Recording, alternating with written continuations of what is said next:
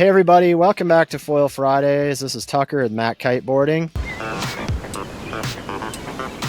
And today we have a special guest, my boy Bowen Dwelle. He is a freelance writer for a number of different things, but more recently, following some of his passions in wind sports and foiling, has been tackling some reviews, some articles, for the things that we love, foils and windcraft, I should say, with parawings, wings, and I think you kite too, right? Is that? Yeah, totally, man. Great to be here, Tucker. Thanks for doing this. And yeah, man, I mean, I'm a sailor, kind of going way back, learned to sail here in San Francisco Bay as a kid. And to windsurf actually really early on, thanks to my parents. I mean, I have photos of me windsurfing on a windsurfer brand windsurfer. You know what I mean? Yeah, going way back. Yeah, totally. So sailing and then kiting, started kiting about 20 years ago. And then kite foiling really early on in the kite foiling development. Was definitely one of the first riders here to pick up the foil there. And when was that? 2012, 2013. Okay, that's about when we stepped into the kite foil game as well, where everything was full custom. It was all, basically racecraft. Yeah. And that's where I first learned to foil, was with a kite. Yeah. And it was like a mind-blowing thing, right? Like the light bulb immediately went off even before you really learned to ride confidently. And it was like, no, this is the thing. And everybody at the shop is like, no, that's only for racing. I'm like, no, dude, no, it's not. Trust me. Everyone's going to be doing this. This is the thing. Yeah. And it kind of just kicked off. We had some of the first custom carbon foils at that point. Yeah. Learning on these racecraft, fully strapped, like the falls were brutal. Yeah, I learned to kite foil. I borrowed my buddy Chip's Carafino, which was like an ancient foil. Took it to Cabarete and took it out in the lagoon there. And it was super hard, super challenging, but also, I was able to get up within like 5 minutes, like I figured it out. And same thing, that was certainly a magic moment. And, that's awesome.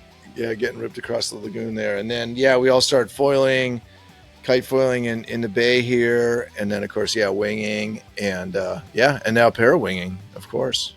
That's awesome. Yeah. I kind of followed a similar path with kiting. And then I got into surf foiling by like hybridizing some of the windsurf stuff with some of the surf stuff and just slapping it on a surfboard.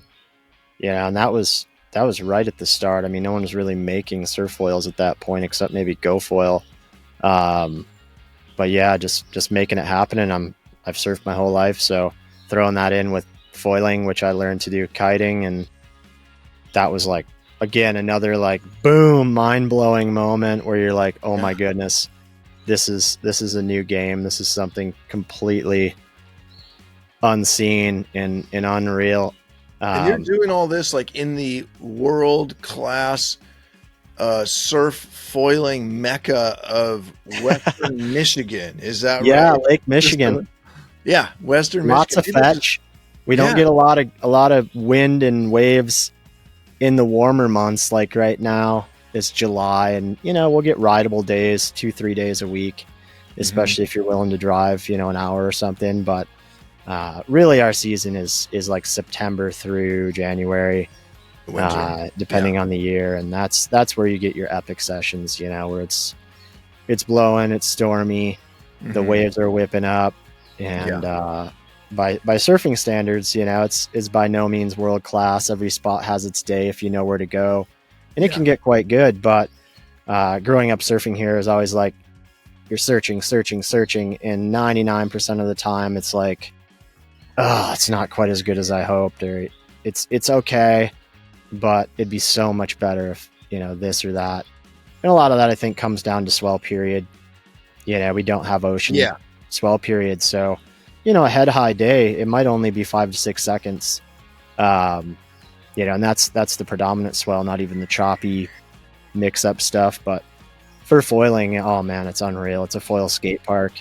Yeah. There's so many, so many bumps and so many lines that you can take. And not to say that perfect waves are boring, but there's certainly some excitement to a little bit of chaos when you know what you're doing. You guys are kind of the same though there in the bay, right? You get a lot of that kind of choppy wind swell, right? Yeah, it's a real combination of things here, and this gets into, the whole thing about different disciplines and, what works where. And, since we're talking about parawinging, what you can do with a parawing here, or the kind of parawinging. I mean, we have great wind, 8-9 months out of the year, and then there's still storms that come through in the winter. So especially, since the foil revolution, I mean, really it's almost like an all year sailing season here now. And we get this combination of all kinds of different conditions in the bay. So bay, chop, you get flat water days too, especially when the tide is incoming, flood tide flattens it out. But then there's all these tidal features that happen, especially with the ebb tide. You get places, especially under the Golden Gate Bridge, where the waves stack up, right, because of the outgoing volume of water. And it's like that epic surf spot there, yeah. Yeah, Fort Point, people have heard about that. But, you get the combination of Pacific swell coming in the gate and the wind coming in the gate, and then the ebb tide going out, right? And so it all stacks up in different ways. And that's kind of our, the most of our local terrain in the bay. But then as you go out into the ocean, you get more of that ocean swell. And of course, if you're on the coast proper, there's plenty of surf spots. And, it's a mecca, man. That's where everybody wants to be in the summer, aside from maybe Hood. But, that's a bucket list kind of spot. So you're blessed to be able to ride it. Every time. Yeah. That's very awesome. Different sort of riding than Hood River or Maui, or, every place has got its particular aspects. It's not really like the mega downwinder sort of world here. Although people are starting to do that more. And we're starting to see some individuals in particular doing downwinders, both like paddle and parawing, inside the bay, and then even some out in the ocean. Honestly, like that's super underutilized here. A lot of the kiter guys will do some long downwinders and stuff, but a lot of the core crew are kind of just sticking in their go-to locations a lot of times. And I think that's partly why the winging thing is take off so much harder than the downwind paddle here.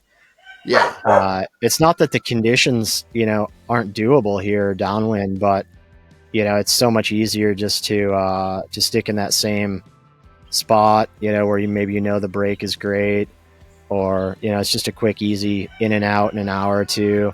But there's potential for sure. I mean, the great thing about where we're at is it's all sandy beaches. The beach access is limitless. So, I mean, you could just take off some morning and go as far as you could, and you could go a couple 100 miles if you really wanted to. Hang on a second. Let me see what's going on with the dog here. Hang on. Enzo, hey! I don't know if it's because he's hearing the chickens in your farm feed. Oh, sure. Yeah, probably. I wonder. Yeah. He's usually pretty good, but Enzo, I'm surprised my dogs aren't going nuts with hearing him. Come here. He must be sleeping. Come here, buddy. Come here. Come. You can be on the pod too, bud. You can be on the pod. That's Enzo. There he is. Yeah, buddy. Like, dude, I just wanted to be on camera. Maybe that's it. That's funny. I was just telling Aeryn earlier when we were testing the feed how animals just steal the show. He's like, you should put a rooster on your shoulder. And I was like, yeah, but then everybody's just going to pay attention to the rooster. To the rooster. No one cares about what I have to say if the rooster's there. All right, you're good, bud. You're good. Yeah, man. Yeah. So back on topic. What are you finding you're fitting in with your daily sessions as far as like wing versus kite versus parawing versus downwind stuff? Like, what are you making the decision on that, or are you just basically all in for parawing now? That's a good question. I don't know what this guy is doing. He'll chill out. Hey, Enzo. To do a little. Jesus, buddy. Hey, what is it? What is it? Huh?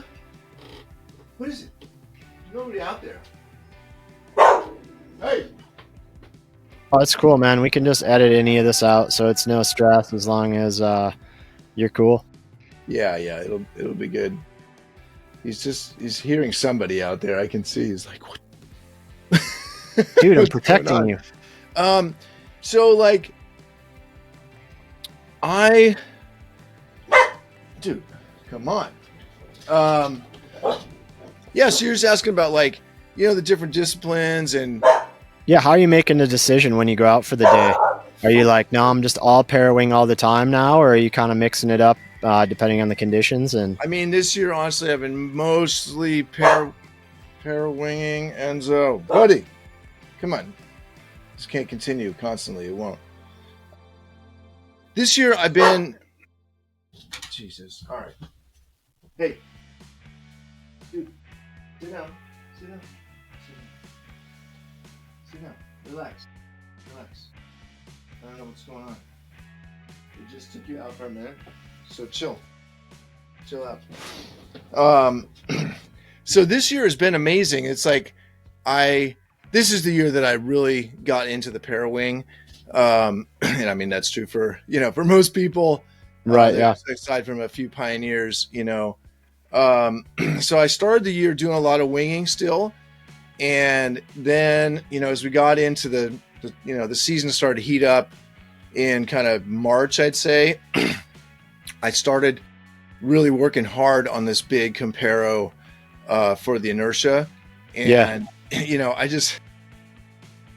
all of the manufacturers were releasing parawings.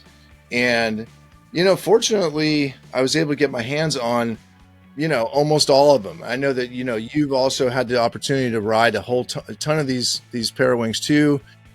And so, really the last like 3 months I've been almost exclusively parawinging. I have gone back to the wings a couple times, to kind of mind myself how that feels. And that's an interesting contrast too, to go back.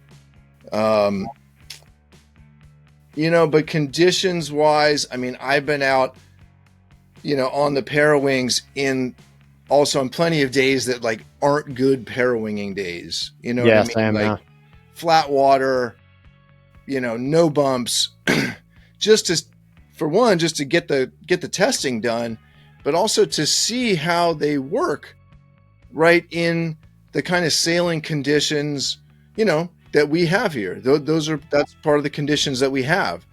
And that's been very illuminating as well, right? It's a lot of work, right? To really, spend the time on every one in a range of conditions, sometimes multiple sizes, and really digest that, and beyond just, I like that one. I don't like that one so much, right? To really form that, it's a lot. And I've been in the same. I've kind of been forcing myself to parawing even on the days where it's maybe better for winging, traditionally. And you learn stuff there too, and you figure out your techniques and little tricks and stuff. So it's all really valuable. But I think my recent kind of thought is, okay, how am I going to choose between these two? Because I love them both so much. Yeah. And I'm to the point now where I don't really kite a lot these days. Part of that's just what I do with testing, and there's so much gear to test that it's not going to be, practical to kite quite as much given our daily sessions. But Yeah. Also, my riding style just tends to be more free ride and flowing and wavy, which I think lends itself really well to the winging and parawinging type riding. It's still fun to go blast speed runs on a kite foil and boost monster airs and stuff, and that's a blast to do every once in a while, but definitely not my primary focus. So I think for me, what I've realized for me personally in our conditions is like 20 and below, I probably want to wing, especially in the summer, because 20 and below, I mean, there's almost no waves here in those kind of conditions. It might be knee high at best.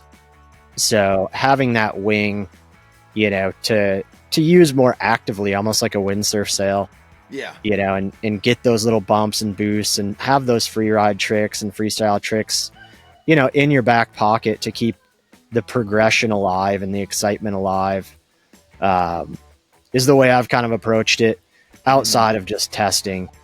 And then parawinging when the conditions are on, and you can really glide for a couple of miles, and that starts to be pretty epic, especially, getting into downwinders and stuff and starting that adventure aspect, which a lot of times with winging, we aren't really doing a lot of downwinding. It's so easy to stay upwind, stay in the same spot, and just run a cycle on that great break, that you can drive right up to.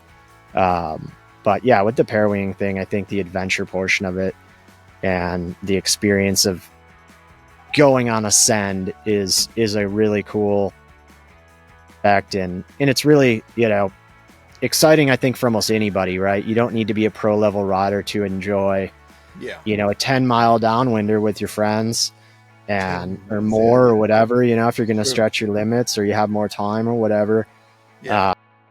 It's more of like that adventure draw, and I think that's important in the industry to keep eyes on progression for the everyman, not just the racers or the pros or the flippy guys. Flippy guys. It's the guys like you and I, right? The everyday riders that are really driving the industry.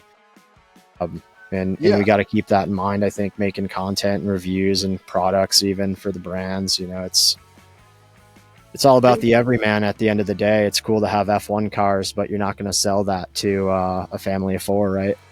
Yeah, totally, man. A couple things come to mind, with regard to, it's parawings, and just as people start, getting more interested in getting into this new sport, especially coming from winging, because that's kind of the more common progression, right? Or downwind, yeah. Yeah, but I mean, I think the number of people who were downwinding and that are coming from that to parawinging is very small compared to the number. Well, yeah, they're this big to begin with, right? And then only a fraction of them are coming.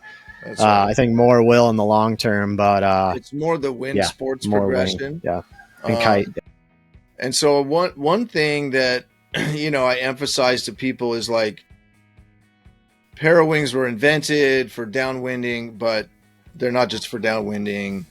They're really usable in all sorts of conditions, and increasingly, we're seeing people already using them, as just kind of wing replacements, and that's going to happen a lot and more. And I mean, even just literally today, Greg BRM released yet another model, the Paia, which is his. I saw that. I had to order one actually, because I've been dying to get on a dual skin. Yeah. Because I think that's an interesting opportunity to kind of break the mold of parawinging, which is very like surf and downwind focused right now, right? And narrow ranges, not a lot of depower. Yeah. So I think there's a huge opportunity in that to bring it more to a recreational level, inland lakes. Yeah. Maybe in the future more of a race type model, because I think there's the opportunity is there, right, to be faster than wings, I think. Yeah, for sure. We saw it. We're seeing that. We know that from a technology kind of aerodynamics point of view. And so, yeah, free riding, we're going to see parawings all over the place. And at the same time, as you pointed out, it does open up a little bit more of sort of an adventure, even for, just people doing kind of mini downwinders, like at their local spot or in a bay or on a lake or whatever else, just because they're, the Parawing's so much more compact and easy to transport, and you don't need a pump. You can do stuff that was just kind of the safety aspect too, right? Like maybe you're going on a wing downwinder, but why not throw a Parawing in the pack, just in case you blow a canopy or a leading edge or something, especially if you're in a coastal area where it's not easy to pull out, or you're offshore. It's like that's a huge facet of going on a safe downwinder, is that what if, especially depending on your location and what hazards are there. And how bad that could get if things go completely wrong, right? Having a couple of Parawings with you is a big insurance policy. As long as you know how to use them, and yeah, for sure. There's a factor there too, like what I've seen even just at our local spot here at Chrissy Field, amongst, when someone goes out like properly set up to ride in our conditions here, winging, that already involves carrying a VHF radio, and your phone in a waterproof pouch, and perhaps a few other things, but at least totally, that. Yeah. And then now, the people who are doing kind of, mini downwinders in the bay, or doing this, a little bit more adventure stuff with the Parawing, it's like, then you're carrying like a little backpack, with a get back wing in it, and maybe there's just more gear, right? There's a bit more gear, and so things get a bit more complicated, is my point. And if you've ever, like me or you've probably been out in the water and like, stopped and like switched Parawings, pull something out of your backpack and put something else in there, it can get to be a kind of a yard sale on the water pretty quickly. Totally, and, requires some new skills, but it's just more options for people, and it's super rad. And that's what drew me in, for sure, as a sailor and as a wind sports guy. And so the opportunity to test all these wangs and run it down in this article that just came out. We finally got it out, I think, Friday or something like that, while I was, or maybe just before I went off on a little backpacking trip. And so I thought, like, let's run through that a bit. Yeah, totally. I mean, it's a great article, by the way, super concise. And I gotta say, I agree with most of what's said there. So good on you for putting that together. And I tend to be a bit more wordy, so I can appreciate your ability to put that into an easily digestible piece of information, because it's not easy to do, without losing the details. So good on you. Yeah. Hey, thanks. Yeah. I just, I like to write, and I like to, get into sort of nerd out on the details too. And, and I love answering questions and talking about this stuff. And, of course, that's the question on everyone's mind, is like, which is the best, or which is the best for me, given my riding style, my home spot, the conditions, my weight, the gear that I have, the gear that I'd like to use, how much money I want to spend, there's a lot there. There's no single answer, like which is the best for everyone. Obviously, that's why there's so many. Yeah. And then you narrow it down for somebody, maybe your buddy you're talking to, or for me, for a customer, you're like, this is the one you want. I am 100% confident, buy that one. Yeah. And they're like, oh, but they don't make the perfect 3.578 size that I need. It's like, oh, here we go. It's there's no perfect unicorn, but I think, like you said, there's certain models that can really help you and suit a certain set of criteria or challenges quite well. And then there's just wings that overall are quite good and do a lot of things really well, and there's wings that maybe don't do a lot really well, as is to be expected in such an early progression of the sport. But it's amazing how quickly it's adapted and progressed as the sport has just kind of grown legs. Yeah. I mean, certainly there's some some Parawings that are designed to, I think, be sort of all around, good for just about everything. And then there are others that are more specialized, and some that are working better than others overall too. And so let's just maybe compare. Okay, so all the models that that I got my hands on, just to run down quickly for people. The Aeryn P1, that one, I shared that with you, so you've tested that as well. Of course, the BRMs, the original Maliko and the Kanaha primarily. Those are still the ones that most people are more interested in. I know that the Ka'a as well. I have had my hands on that too.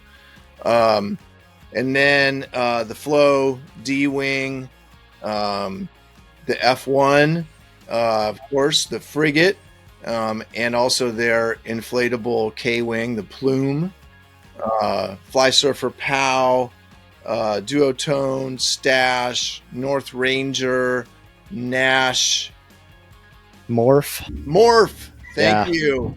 The Morph. 777. Yeah, the Ansys, right? Of course. Yeah. And you're on the version 1, right? You hadn't been on the version 2 yet? Yeah, I haven't yet gotten the version. Okay, so that's what I'm in the middle of testing. So I can't say too much on that one, other than it's a nice step forward, I guess, without going too deep on that one. The 777s you've ridden, we don't sell those. I haven't tested those, but I know you've ridden those. And of course the Ozone, the Pocket Rocket. Yeah, that one's epic. Have you ridden any like the super cheap knockoff stuff, like the Alibaba stuff? No.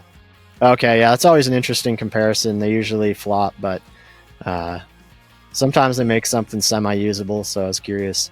Yeah, and so that's, I think, pretty much the rundown. Of course, there's some new stuff. As we just mentioned, Greg just announced his double skin, and 777 is actually sending me their single skin. I think it'll arrive today. Settle down. And something and the Saab foil as well. I forget about the Saab foil, the Ala downwind. Well, yeah, there's a few others like in Europe that we just haven't really touched. Yeah, but I think those are the big ones in the U.S. market anyway. I think those are the market leaders for sure. Yeah. And then some others, but what's your personal quiver looking like? If you had to build a quiver, what's that going to do? If you had to build like a 3 or 4 wing quiver? Yeah, I mean, I tend to find for my personal use, like when I find something I like, I like to have different sizes of the same wing. I don't build quivers out of like a mishmash of stuff. And so right now I'm on the frigates, the F-One frigates.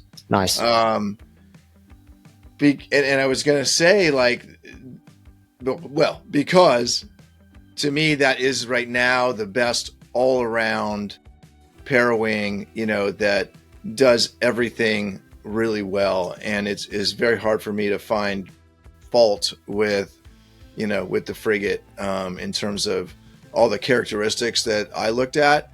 Yeah.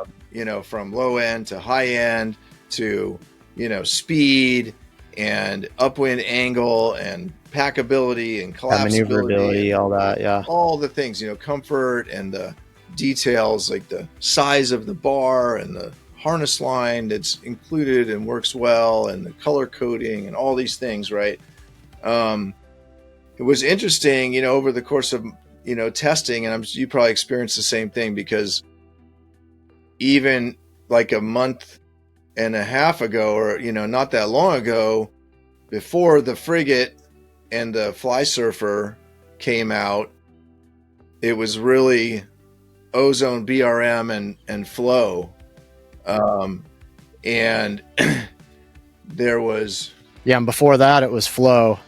Before that, it was BRM and Flow, or just Flow, right? And then Ozone kind of was like, wow, when the Pocket Rocket came out, that was the first... It was a step up. It feels very slippery, very efficient, super good at the high end. But then And I think that was the hard one for me, is trying to pick between the frigate and the pocket rocket. And I'd be happy on a quiver of either's, I think, is what I would say. There's reasons to choose each. You know, the frigate definitely packs up a little easier, a little smaller. I feel like it's a bit more nimble in the handling, which can be a good and a bad thing. I think the pocket rocket is more stable, especially when overpowered, like really hard on the high end. And I think that's especially in like the smallest sizes. So if you're comparing like threes, it just seems like the pocket rocket has a bit more top end, and just a bit more stable, I think. And that's kind of the flip side of that maneuverability, right? The frigate's a little bit more compact, a little bit more maneuverable, I guess, if you know what you're doing and want it, you know, put it where you want it, but it can also get away from you a little bit more in those mixed conditions. Yeah, I didn't experience that. You know, I flew during the testing, I was testing a frigate 3.5, and I flew, you know, Ozone 3 meter and 4.3, and then the 3.6. I think I had one session on, now I have a 3 meter frigate, but I haven't had the chance to use it yet. But I didn't experience that kind of twitchiness, or you didn't use that word. Yeah, I wouldn't say twitchiness even. It's just like, I mean, either of them are going to do the job really well. Yeah. But speaking from a place of somebody that doesn't have a lot of the handling experience, you know, I just feel like the pocket rocket is a little bit more stable. Kind of like in the kite days, right? Like you want a stable kite.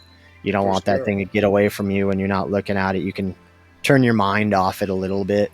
Whereas, you know, in just those really overpowered, shifty, kind of sketchy conditions, I feel like it's just a bit more automatic. Automatic, exactly. Yeah, you put on the autopilot, which can be a good and a bad thing. You know, if you're going to rip into a jibe or something, or attack, and you really want that thing to act quick, then no, that's a negative thing. It's not as good for that. So that's, I think, like you said, you know, there's a right wing for every situation, for every person. And I guess that's just the way I've digested it a little bit. I mean, otherwise it's impossible to choose between those right. I guess for me, I would say the frigate feels responsive, like super responsive. I had no trouble in terms of stability at all. I was super impressed with the stability, you know, including the very, very high end. And but maybe the pocket rocket feels like I wouldn't say it had a problem by any means. It's just, you know, we're nitpicking tiny details here. I just want to you know, is it teal, is it sea green? I don't know. Well, you know, that's the way I've digested it. And I would do a mixed quiver for me. I think in the bigger sizes, I really like the frigate. In the smallest, you know, tiniest sizes, we're talking like a 1.9, a 2. I think, you know, maybe the pocket rocket would be a little bit more automatic, you know, so that you can turn your brain off just a little bit more and focus on, you know, the riding, the foiling. Or the, you know, the tiny little Flysurfers or the BRM. Totally. You know, you get it. And those are great as well. Yeah, it's not to discount those. There's not only two choices. There's definitely reasons to choose the other models. The POW, for instance, I mean, for a 2.5, that thing has power. It's not a 2.5 by comparison. It's tiny. That thing's got some low end. Yeah, but it does make a lot of power. I mean, here's how I kind of summed it up. It's like, in the review that, you know, that I published, it's like, frigate for me wins best all around overall, does everything well, including, again, like the details of the design, the length of the lines, you know, the feel of the lines, the performance of the wing, all the things. That's important to say, right? Because I'm 6'3", so I mean, I can collapse most wings in one swipe. Yeah, you know, Flysurfers are pretty long. I can still collapse them in one swipe. Yeah, but you know, if you're 5 foot tall and, you know, have short arms on top of it, you know, like the bridle length is going to start to be a bigger issue. Yeah, Yeah. So that's, was like the all around winner. And then, there's Ozone, BRM, Flow, and Flysurfer. And they're, all super good. I give the Kanaha top marks as, again, another like all around capable parawing, but top marks for packability and, nimble, that sort of magic Greg Drexler BRM Cloud. It is the BRM effect, right? Like even in their kites, it's all about tiny, hyper maneuverable, ultralight. Exactly. So that fits with their brand, I think. Yeah. So if that's your criteria, if you want to pack it down, the most compact, if you want the shortest line set on an all-around parawing, the Kanaha is a great choice. The POW, right? The Flysurfer POW feels like, I call it sort of a free race. Totally. Machine, right? The bar, it feels like it reflects the racing heritage of Flysurfer. For sure. And it's got a little Ron stand pulley there in the bridle, and that bridle, the Flysurfer bridle system does work really well. Works really well for me. I found it intuitive, even with the additional, like the complication of the pulley. It's well executed, and as you said, generates tons of power. And their choice to go with a longer bar with that ergonomic J shape and with the longer lines, seems to me their design program was a little more sailing oriented, a little more, again, kind of free ride and free race oriented, as opposed to people who, first and foremost want to pack the thing away. Yeah, I agree. I think at first I was in love with that like L-shaped bar, J-shaped bar. And then once I started riding other wings that had that kind of nub on it, to get both hands on the front, I fell in love with that. And then once I started wrapping the bridle around that bar end, I was oh, dude, this is it. This is that gear, and I think Greg was one of the first people to do that as well. So kudos to him for a lot of the innovation on this stuff.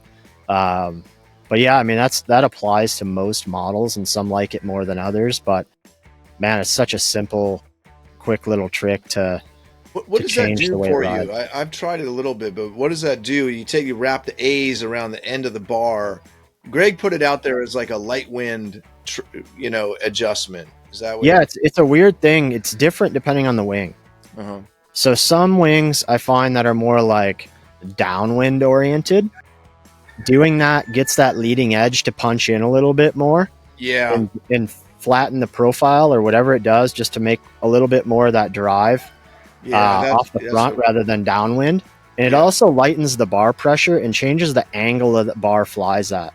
So I find I like it if I'm just walking out, like if I'm throwing my wing in the air on the beach and then walk out, to the deep spot, it's just easier to hold on to. I see. It's lighter bar pressure. It just wants to fly straight into the wind better. On some wings, it does better upwind, better top end range. On some wings, it improves just the overall stability and handling, like that Aeryn P1. Like, in your review, I know you said like, hey, it can kind of be a little twitchy, like with the front stall and back stall. It's got kind of that tight sweet spot. And if you wrap those bridle lines around the bar end, that totally clears that. Interesting. Yeah. And then the upwind gets better and the bar angle's better. The bar pressure is lighter. It doesn't do that like flappy wingtip thing anymore. It just locks in. So, I think it's something that probably should, be an inline change just to shorten that bridle a little bit and kind of find a happy medium. But it's interesting that, people are, you would think, obviously these things are all well designed and well thought out. For sure. And, and yet, it's like Greg discovered, and, just to show people what we're talking about, it's like, take a wrap like this. If that's your front lines, right? Your A's, you're just. Yeah, I just grab the bar, grab the lines like I'm going to collapse and just one time around. Yeah. And it's like obviously that changes the length of the A's by, 3 or 4 Yeah, 2 or 3 centimeters or inches. Yeah. something. It's quite a lot. And so, we're not saying that, that we know better, how, these things should be designed, but that it's a trim, sort of a trim adjustment that can be used in certain scenarios. And as you said, depending on the wing, kind of, it's going to have a different effect. So, try Yeah, it reminds me of like kite bridles, right? Like with the 3 knots. Like I could see at some point in the future in some models where you have knots on your bar end for that adjustment. Or some sort of trim it's a personal thing. It's a riding style thing, and it does really broaden the application of each wing, and it affects some more than others. But I think, mostly it affects the ones that maybe were designed around the idea of launching downwind. Yeah, and they're not real super concerned about the upwind and the apparent wind generation and stuff like that. I'm sure it's always a factor, but without question, there's some wings in the market that were not designed to ride upwind. So that's kind of the idea, I think, is your end design is a result of your intentions from the beginning. And some were it was a design, achievement in purpose for them to make wings that had big range and ride upwind and create apparent wind. And you see that in some models that are sort of standing out more than others, I think. Yeah, I hear you. I mean, I agree. So just a couple thoughts come to mind there to clarify for people. I would agree, and I heard this from, some manufacturers. I mean, I would say the North Ranger and the Duotone are the two that come to mind for me. That and the Morph too. And the Morph, maybe I didn't, hear that specifically, but that were designed as more, downwind oriented, and not that they don't go upwind, but just that it wasn't a focus to make them go upwind, as maximally efficient as some others. The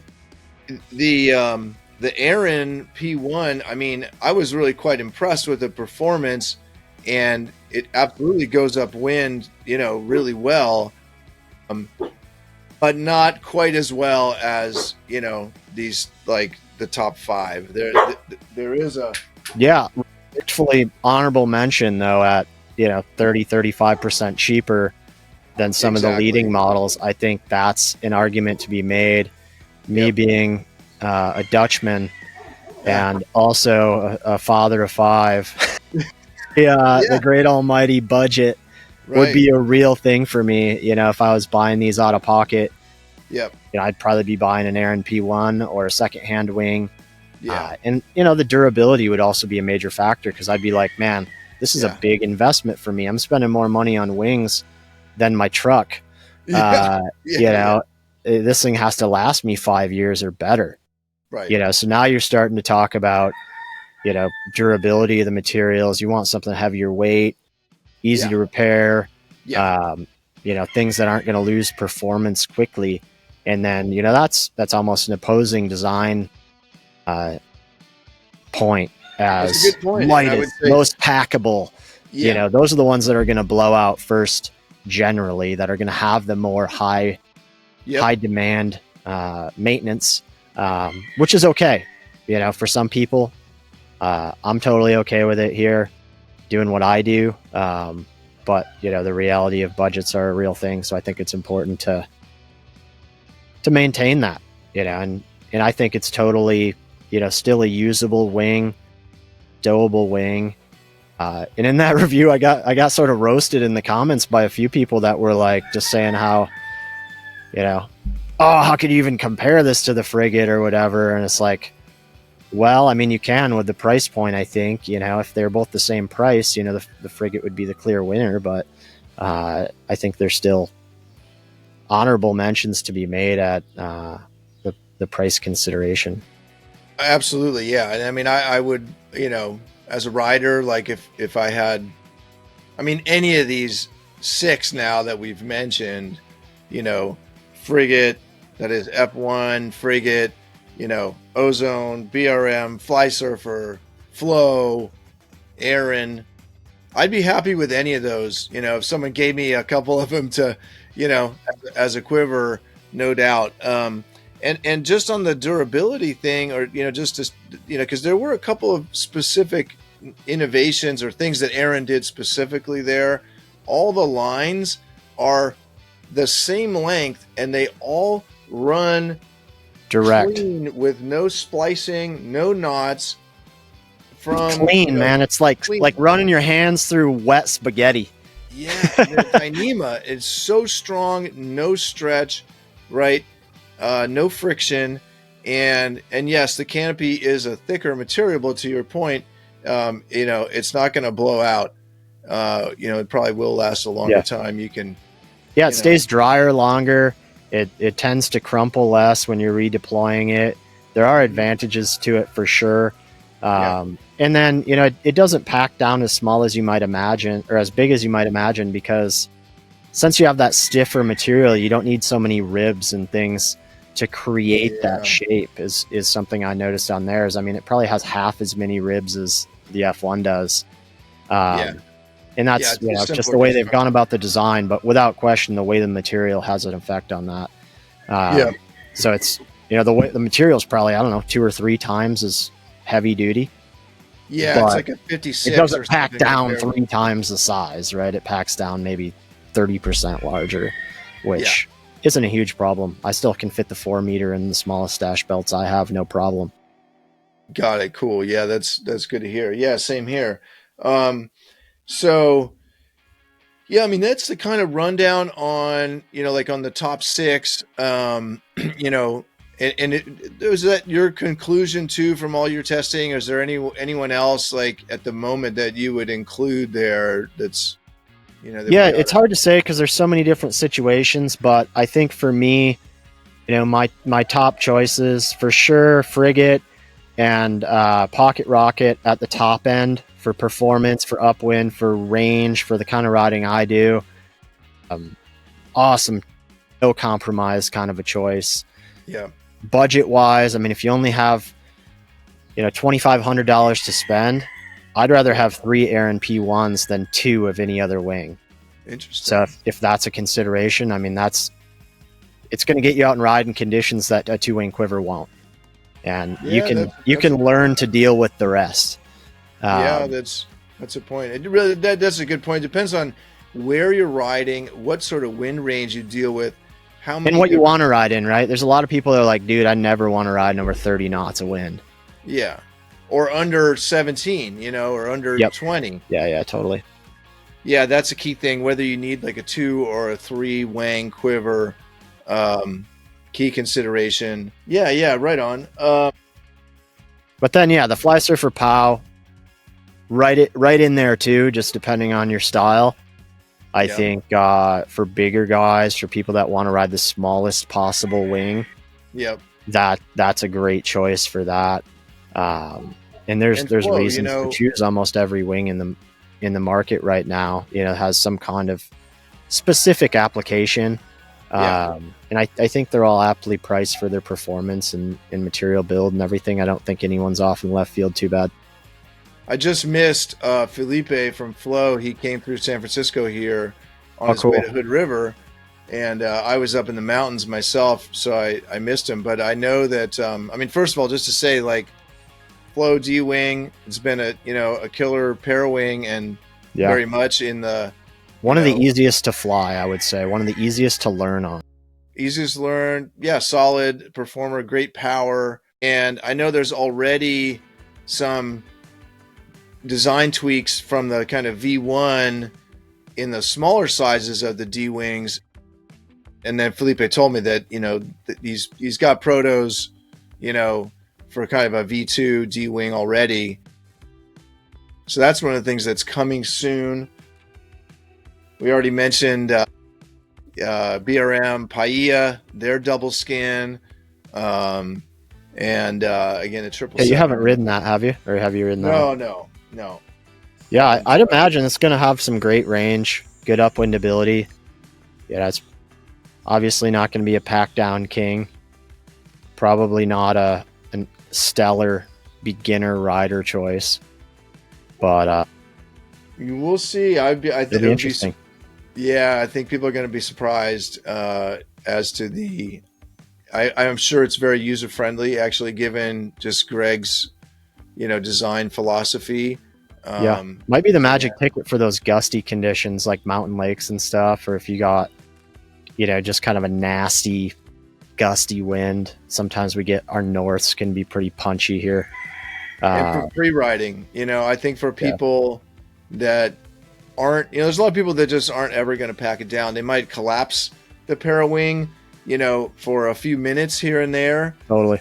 But there's a lot of riders again that they're never going to try to pack it down and put it away in a bag while they're riding. They're going to be free riding, and so something like, well, I mean, again, there's lots of wings already, Parawings that go upwind and do all that really well, but it may well be that that Paia does it even better. We'll see. Wait and find out. It's a step in a unique direction, I think, to open up the market, which is cool. So I'll be excited to ride that one and explore what maybe the future looks like here. We'll see. So in terms of specific features and designs and theory and all that, maybe we should step away from the review side and maybe step into the future here, where we'd love to see this market go, where some changes that can be made, some things that we can all do, whether it's at the customer rider level, shop level, brand level, maybe like a little deer parawing industry based on our experience. If we could compile our thoughts and try to direct things in a way that's beneficial for everybody, I guess, because I think early in the Parawing thing, there's just been a lot of confusion and just like a lot of people making statements about things that maybe aren't necessarily 100%, kind of like early in the wing market, everybody's like, oh, that'll never replace kiting. You'll never be able to ride upwind on that, Yeah. Oh, you're going to have to own 10 of them like back in the windsurf days, and all that stuff I think has been proven to be untrue years later. So, if we can get all on the same page and heading in the same direction, I think that's good for everybody, especially, the end consumer who's like, man, I don't want my stuff to get outdated every 3 months because no one wants to do that. Although, just on that point, right? I mean, I don't know what, sure, let's swap some ideas. I mean, one of the complaints, there's always complainers, and there's people out there that, from the first moment that, Greg put his Parawings out there and other brands, there's those people that are like, well, these things they're just overpriced. It's way simpler to make than an inflatable wing, and it should be cheaper. And my response is like, look, bro, go make one yourself, and then try to get it manufactured in quantity and bring it to market, right? And deal with, start a company. Then look back at the time you spent and try to make a livable wage off it. And then come back and tell me like how expensive it should be. So and it'll get there. I mean, I think it's all due to scale with a lot of this stuff, right? Like, early in the market, prices are going to be higher because you're only making a couple hundred a year, whatever they're making. Down the line, when you have 1 million participants and you're selling a few 100,000 a year, that's a whole nother deal, right? Like in the whole production of things, it's all scale. Yeah, but let's not set the expectation that prices for Parawings are going to go down. I don't think that's going to happen. I think it's possible to be in the mid hundreds, 600-700. I mean, we're already seeing it with the Aeryn P1, where there's not a lot of compromise. I would just say overall that, these things are highly engineered tools for a sport that costs a lot of money to participate in. And, they're going to cost what they cost. And we're early in the game. And so people should expect to, if they want to participate in this new discipline at this point, it's an investment, and you should expect these things to lose value more quickly than the other gear in your quiver, because it is early days and the designs are going to change still very quickly. And so just be realistic, and if you can't afford it, I mean, just wait or buy used gear. It's that's the answer there. Get the stuff that drops down from the people that want the latest and greatest and this and that, and you only be a couple of months behind and save a bunch of money. Yeah. And naturally too, with the closeout market, there's going to be winners and losers in the market. There's going to be stuff that's really hot. There's going to be some good gear that'll go, fairly affordable now that we're through a full cycle. Some people have overproduced. You're going to start to see some of that drip into the market as well. So I think it's important, to lower that barrier to entry. But like you said, compare it to any other recreation, right? You're sailing, you're going to spend a lot of money. Golfing, you're going to spend a lot of money. Skiing, ton of money. Biking, tons of money. Yeah, you're going to spend your money on your proper equipment. You need the tools to do the job. But yeah, again, I just, tell people, like, don't expect to, like you can with a foil, buy it and use it for 2 years and then, get most of your money back out of it. It's not going to happen with Parawings right now, especially with AWSI coming up in September. You're going to see a bunch more product between now and then again. So, that's one thing. I mean, there's a couple of things along these lines that I've mentioned here and there, just in terms of like feedback to, the industry. I mean, put a harness line in the bag with every wing. In fact, not in the bag, attach on the it bar. On the bar. Are you doing a 2-point or you like the single point ones? Increasingly, I like the single point. Yeah, same. And I like how that was the choice that F1 made, and Ozone now is selling a single point harness line. Because really, where do you put the harness line? Well, it's got to be in a balance point, and it's easier to find the balance point if it's just one point of attachment as opposed to two, especially with such a short bar. It's less to put on your hands too, right? Like a single point ends up usually like in the middle of your palm, whereas a double point, it's going to end up like bumping your fingers and being kind of awkward sometimes. And I'm sure there's a way to make it more low profile, but yeah, same. I like the single loops. It's simple. They're easier to take on and put off, which is a big thing. With a lot of them, you have to disconnect the bridles if you're using a windsurf style one. So that's kind of a pain depending on the design. So with the singles, I mean, you could even switch between one for a couple of wings if you really wanted to, but I would agree for like the extra $10 at wholesale at cost level, dude, just put one on there. And I don't find the length is as critical on Parawings as they are for wings, where you might have a different size harness line for different size wings, for different size riders. Like I can ride the smallest ones, I can ride the biggest ones. The difference isn't that much. So finding like a middle ground, like 30 centimeter kind of loop, I think is an easy one size fits all kind of a solution. Yeah, that's one thing. I hear you. Although, like, I would love a single point stretchy harness line, because it's nice to be able to, when you've got the wing out here, absorber, so that you can then kind of just pull the harness line down to hook it in. Sometimes that's a useful move to make.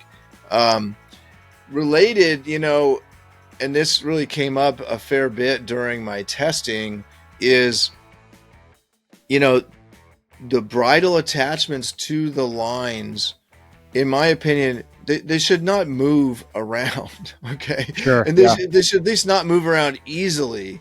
And some of these, they just move around too easily. And you're talking on the bar or the pigtail connection to the individual bridles? No, on the bar, especially the middle one, of course, but even some of them, I mean, they slide around, slip around really easily.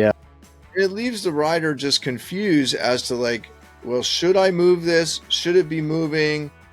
Should it not move? I agree. Put it in the right spot. I'm very infrequently changing it from where the stock position is.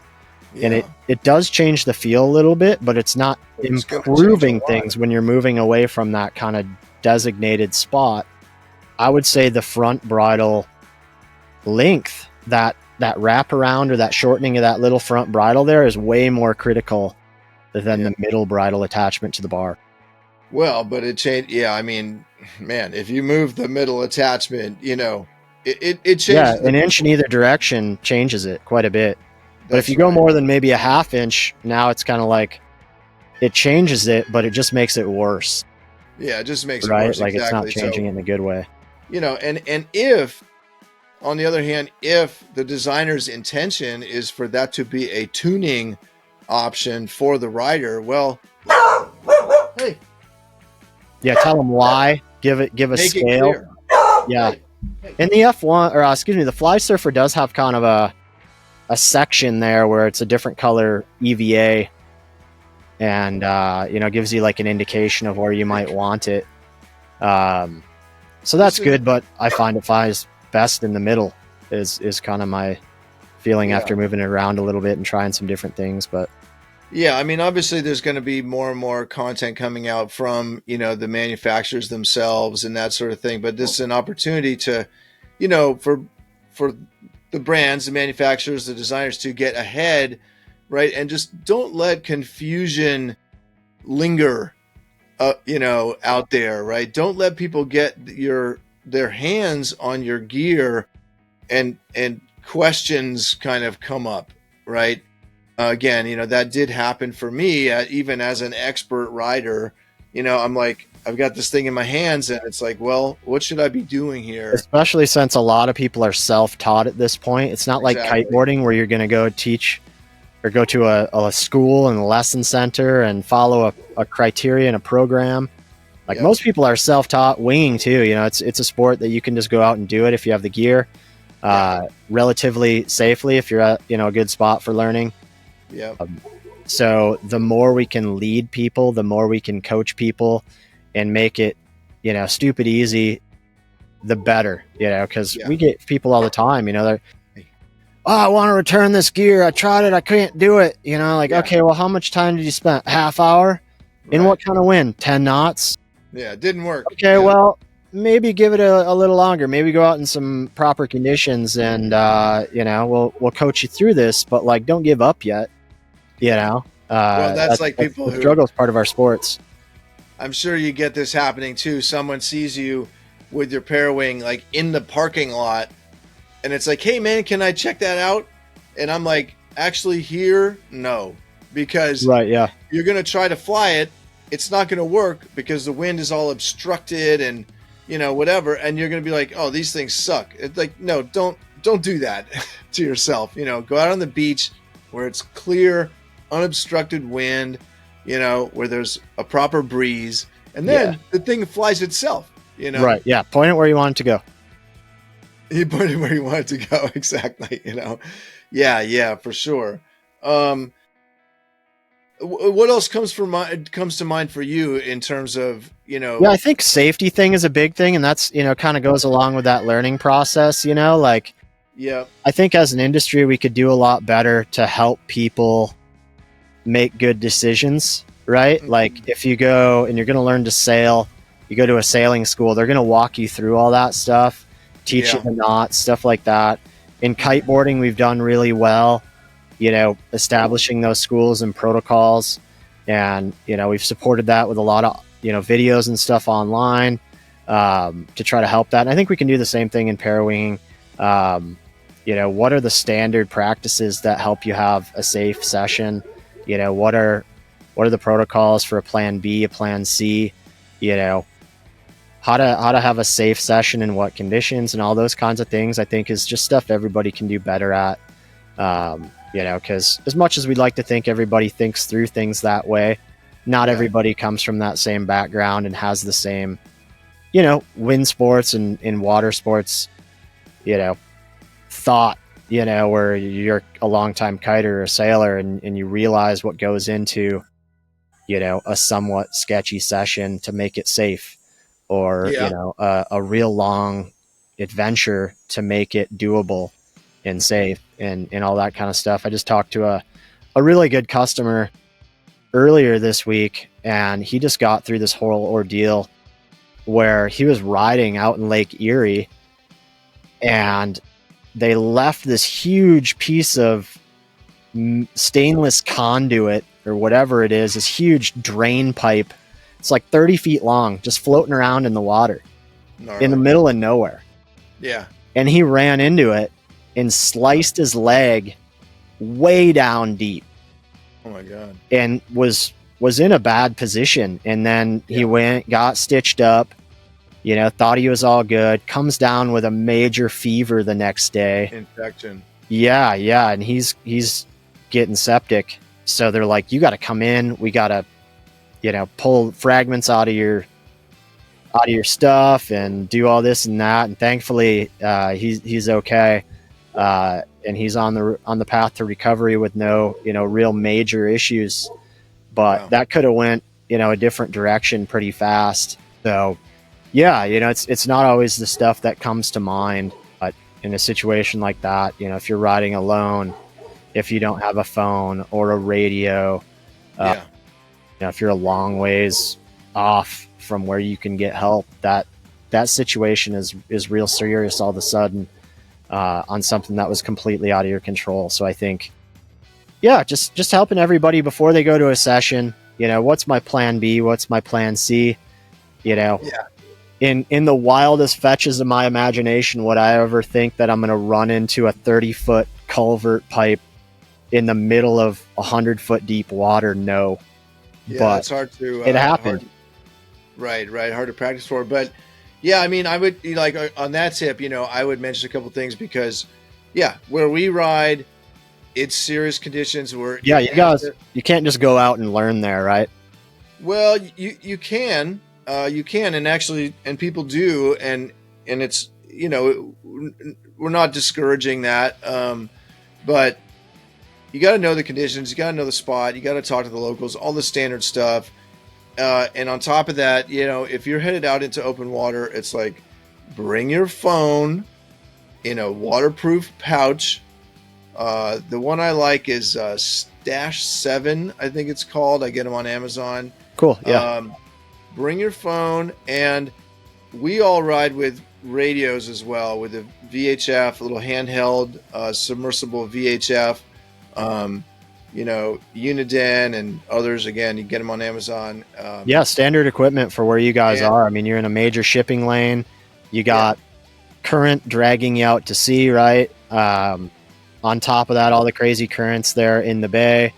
It's a treacherous area to ride. And on certain days here, it can be very treacherous as well with rip currents and stuff like that. But fortunately, we can pull out almost anywhere on a sandy beach or whatever. So it's easier to pull out here than where you guys are, where it's, you know, a major harbor. Yeah, that's right. And, you know, this is like, you got to have the gear and you got to make sure you know how to use it. You know, I get people, sometimes they show up at the beach, they're like, oh, well, I'll just use my Apple Watch, you know, if I need to call the Coast Guard or call somebody, you know, that's really, a bad plan. You want to like stake your life on your Apple Watch. Have a phone, have the radio. Have a buddy to ride with or somebody that knows you're out there, and watch out for one another. And make sure they're working, you know, make sure you have a little checklist before you jump in the water. Make sure you check that radio. Is it charged? Is it actually working? Yeah. You know, make sure your phone is charged up. Yeah, just make that mental checklist, right? It's your daily thing. You just go through it no matter what. Okay, I'm going to plug in my radio after a session. Right. You know, I'm going to line my crap up, you know, put it in one bag so, you know, I don't forget my leash at home and then do the stupid move and decide to ride anyway. Or, you know, whatever the situation may be. I think, you know, you can make your checklist in your protocol depending on your own location and that kind of stuff. And as more experienced riders, I think it's our job to coach those people that are coming up in the sport and look out for them for that kind of stuff. You know, if you know somebody's brand new, they're struggling with their gear, walking it down to the shore, like, okay, I'm going to keep an eye on that dude. It's just part of a community. I think that's all real good. Yeah, there's a little trick that has helped me a lot. As someone who's also been a paraglider pilot, any kind of aviation, you end up with a little bit more of a locked down kind of mentality. Totally, yeah. And although paragliding is still very much a free, a sport of free thinkers and wild people, but what it did teach me is, the value of having a pre-flight procedure. Not that I have a checklist that I go through, but just doing things in the same sequence. Yeah. Each time. Make it habit. After about, 20 times or whatever, it makes it automatic for me to then realize, like, if I'm walking to the beach, it's like, I skipped that step. I forgot to clip my leash, or I forgot to check my radio, or I forgot the, some other little thing. It just makes it more automatic, right? It builds it into your kind of muscle memory so that you don't have to think about it as consciously. Yeah, so 100% on that. Yeah, hold that thought. I got to hit the head real quick. You mind? No, go ahead. Cheers. I'll do the same. Water break. Test.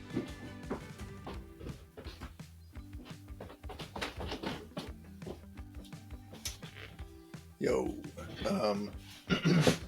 Cool. Yeah, you still have a minute to keep chatting? 777. Oh, there it is. Unboxing.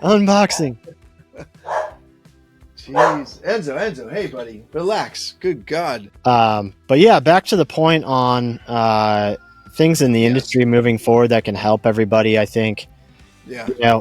The color-coded bridle thing has been talked to death. I think it's an easy change that people can make if they haven't already. If you have white bridles, I just did the video thing where you can color them with a crayon. So you can make those adjustments. But I think, at the factory level, like, let's just all agree, to color code the bridles in some way. I think it makes everybody's life easier. I don't think anybody out there is saying, for the love of God, don't color code the bridles. I want them all the same color. So it just makes it easier to identify all of that. So moving forward, those kind of small changes. The leading edge of the canopy should be a certain color. Each wingtip should be a different color than the canopy center, ideally, I think. But the big one is the leading edge for me. And that definitely makes things easier. But I mean, admittedly, once you know what you're doing riding, you're not doing that much bridle management. You're not doing that much I agree. Thought and difficulty. It all kind of becomes second nature. And the more you ride, the less important those things are, I think. One big thing that we've already mentioned a little bit is that bar knob. Having the control bar extend a couple of inches past that A-line bridle attachment, I think, is a huge trend we should see moving forward. So you've got somewhere to, so you're so you're not doing this, right? Or like trying to, well, how do I hold this thing, especially when you're really powered up? I think a lot of the fatigue in your wrists ends up because you're holding it behind that point of pull, and it really leverages your wrist in a uncomfortable way. So that bar knob really helps with that and in control, but also with that wrap, like we've been talking about. If that becomes a thing that's consistent into the future, to kind of make that quick adjustment, I think having the knob on there helps a lot with that. You can't really wrap the end on one that doesn't have a knob on it. Yeah, no, right, exactly. And well, since you mentioned it, I mean, the question of technique and injury is right. Yep. Is a thing, harness lines. Stroking the lines. There was really, of course, we're all self-taught at this point. And I already put out a little Insta about this, talking about the, somehow I started running the lines this way, okay, with my thumb down. That's the way I do it. Yeah, thumb down. That's not ergonomic, it turns out. That's how I like irritated this radial nerve, which is the nerve that Interesting. It runs down the outside of your arm, your tricep, and then into your thumb, right? And so I think it's I'll have much to more try that. I don't think I've ever done it thumb out because you kind of ergonomic got to like do that it. funnel, right? Like that's Yeah, the way your mind works. yeah, exactly. So try switching it around, and do what works for you. But after I looked into it, you know, it it was recommended to me to, thumbs down Yeah. is not good. Thumbs up Thumbs is up is better. good. I like this. PSA. Everybody thumbs up, kids. Yeah, That's fun. yeah, thumbs up, and also it makes quite a difference. Um, if you're trying to grab all the A's versus the center four A's, Yeah, yeah. most of the wings, it seems to me, are in fact designed to collapse more effectively just grabbing the four A's as opposed to all six of them. Yeah, yeah. Depending on how that bridle layout happens, that can avoid that kind of pocket in the center Exactly. And where the lines aren't the same length, or if you don't point that thing just right at the end and flick it, then you might not gather everything the way you want. And yeah, it depends on the wing. Like the Frigate, I think, does really well off the A's, and they kind of have that cascading A-line bridle that covers so much territory. I think that's something really special about that wing we might see in the future, but that one collapses so well off the A-lines because of that. And it concertina's perfect with like all the lines, right? Whereas the pocket rockets, especially the big ones, if you're going just off the A's, the four middles work super good. Otherwise, you can just grab them all too, and do it that way. But I guess, my point is like the fewer lines that you are, stroking to collapse the wing, the less effort it is on your musculature. Sure. So yeah, especially if you're not headed downwind at a good pace, that can yank on you pretty good. So usually I try to cut downwind hard as I'm doing it just to kind of kill the power through. But of course you got to do that. But I'm just saying, it's like 4 A's versus all the A's, less effort. Yeah. And then that is a nice little feature on the Frigate. The Ranger has it as well, actually, that little stash handle that lets you kill the power or collapse the wing entirely without stroking the lines at all. You just reach for that thing, bam. It requires a slightly different technique to then, to do that in a motion and collapse the wing cleanly. Yeah. But it's very easy to learn how to do that. Yeah, I haven't been using that too much just because I can hit them in one usually and don't have a problem with that. But I did use it on the beach with my kids flying it the other day, and they're getting like dragged down the beach, and I'm just like yoink, and snag that thing. Yeah. So I've been trying to put the word out there about that. Like let's all hopefully avoid this kind of nerve tweakage that I have at the moment. It's pretty. Yeah, and the more common thing is probably like that arthritis in the wrist kind of thing, right? From holding onto the bar if you're not using a harness line. It's brutal on your wrists. I mean, I remember learning coming home some days and like I can't even hold a pencil. I see. Yeah, that too. There's more bar pressure, right? So pay attention to that. It helps to do some exercise, right? It's remarkable. Yeah. A lot of us, we just ride and like get out your squishy ball. Yeah, squishy ball. Yeah, and some tricep work. I think for the Parawing, actually, some tricep work and some wrist strengthening is highly advisable. Yeah. I think I learned just the hard way by riding more and getting used to it and kind of leveling up that way. But especially if you don't have a ton of time to put into sessions and stuff, cross training is key. Yeah. Well, those are definitely some of the points. What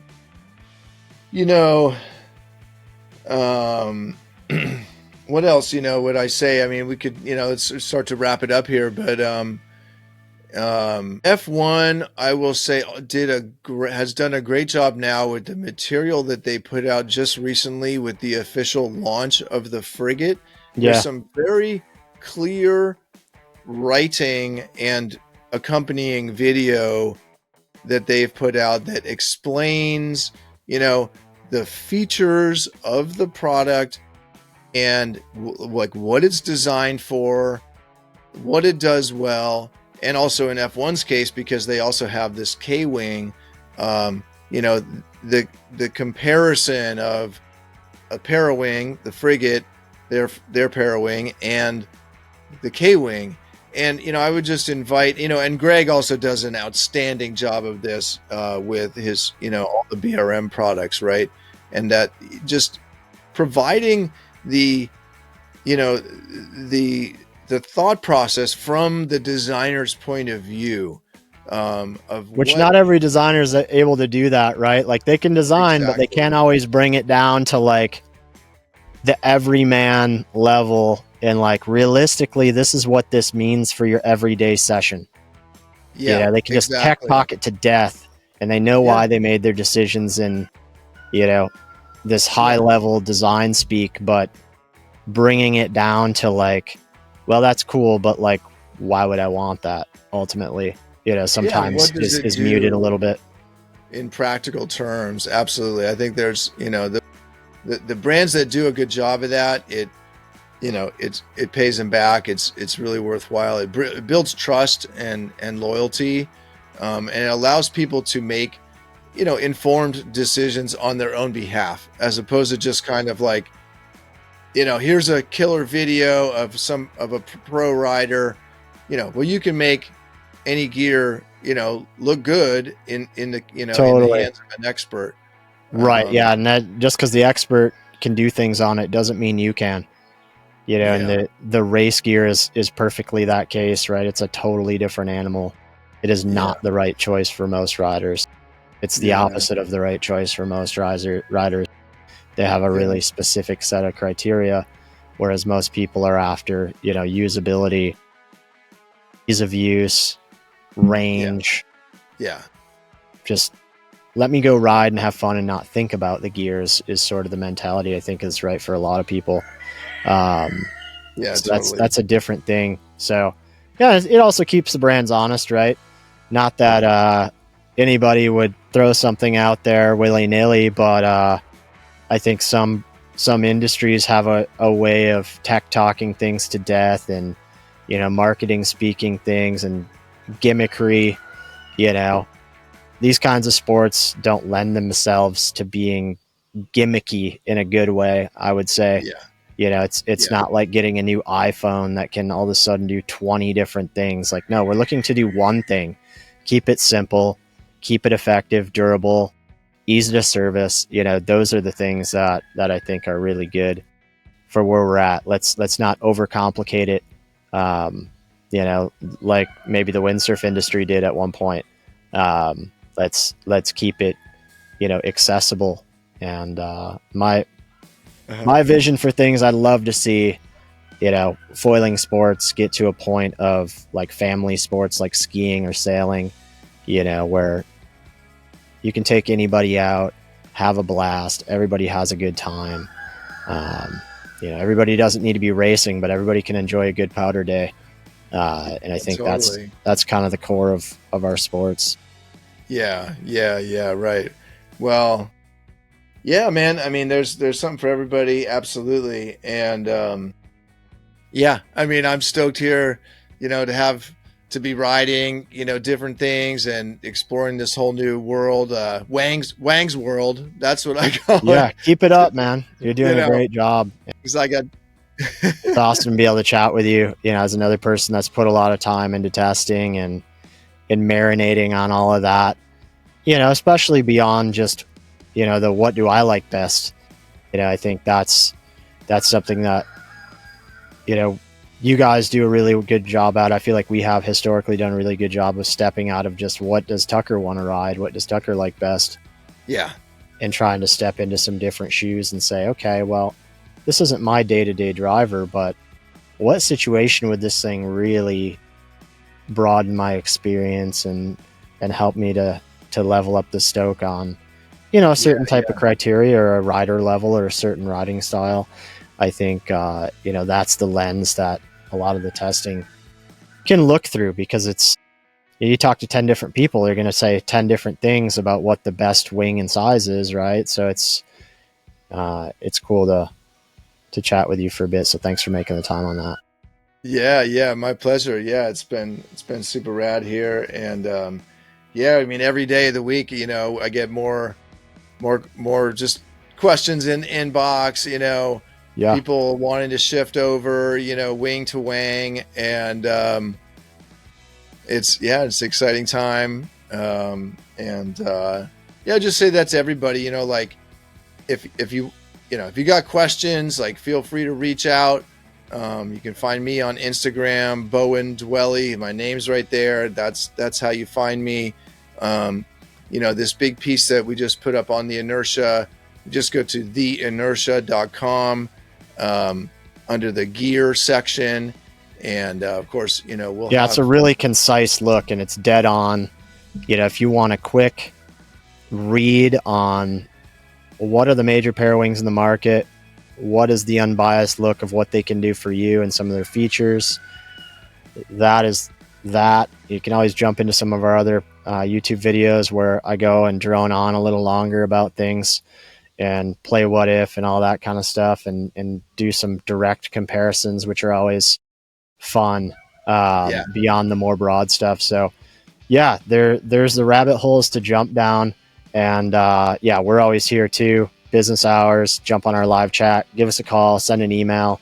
Nice. You know, all of our guys that are heavy into this stuff and testing are totally reachable through those avenues, myself included. So rather than flooding Bowen's inbox with every little thing, feel free to hit us up for that, because that's what we get paid to do.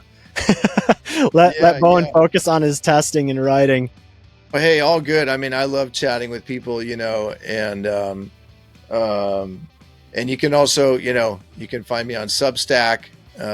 All my other writing is out there in that world. And plug you there, man. You're beyond just the wind and water sports. Right. What are some of your other projects that people can check out? Well, again, I mean, you can find all my personal writing there on Substack. And that's just your name? Yeah, same thing. Okay, cool. You can search me up, you know, Bowen Dwelle. A lot of deep personal history in there.